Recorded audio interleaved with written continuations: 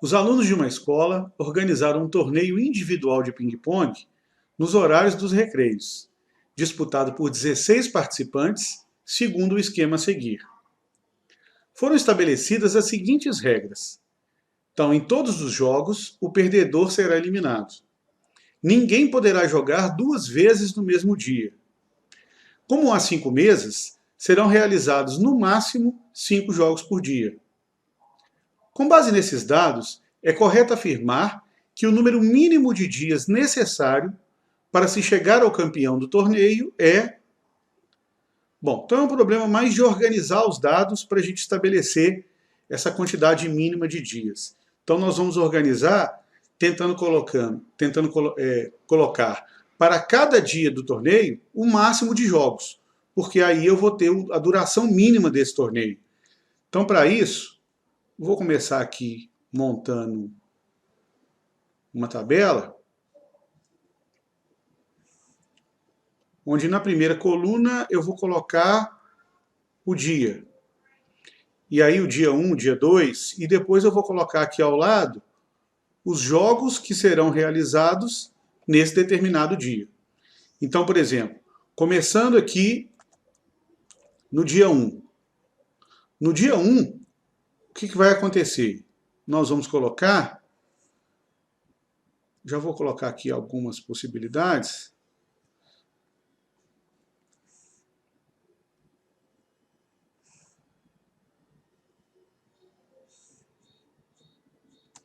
Bom, então o que vai acontecer no dia 1?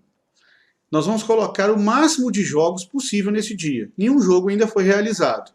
Então nós vamos colocar os jogos 1, vou colocar ali os jogos da primeira coluna à esquerda, 1, 2, 3, 4 e o jogo 5. Porque no máximo que nós podemos colocar são 5 jogos por dia e cada um dos jogos, cada um desses 5 jogos, trabalha com pessoas diferentes, né? Coloca em confronto pessoas diferentes, então ninguém jogou 2 vezes. São 5 jogos que utilizam pessoas diferentes em seus jogos. Então ela satisfez todas as condições. Quando a gente passar para o dia 2, observe que essa, vamos chamar de primeira fase, na eliminação, ainda tem os jogos 6, 7 e 8, de pessoas que ainda não jogaram nenhuma vez. Então eu vou colocar aqui esses 3 jogos, 6, 7 e 8. Observe que aqueles que já passaram do jogo 1, jogo 2, jogo 3, jogo 4, que representam lá os adversários dos jogos 9 e 10, eles jogaram no dia anterior, no dia 1. Então eu posso colocar aqui o jogo 9, porque essas pessoas que estão jogando no dia 9 são aquelas que jogaram no dia 1. Né? No jogo 9 são as pessoas que jogaram no dia 1, nos jogos 1 e 2. E a mesma coisa acontece para o jogo 10, que são as pessoas que jogaram nos jogos 3 e 4 do dia anterior. Então eu coloquei mais 5 jogos agora no segundo dia e satisfazendo todas as condições. Ninguém jogando 2 vezes no mesmo dia, em que o perdedor acaba sendo eliminado. Então passamos agora para o terceiro dia. Então agora no terceiro dia nós podemos colocar o jogo 11, como se fosse da segunda fase, digamos assim, o jogo 12 e o jogo 13. Observe que são apenas 3 jogos, mas eu não posso colocar o jogo 14. Porque se eu colocar aqui o jogo 14, as mesmas pessoas que vão disputar esse jogo 14 são aquelas que disputaram os jogos 11 e 12 nesse mesmo dia 3.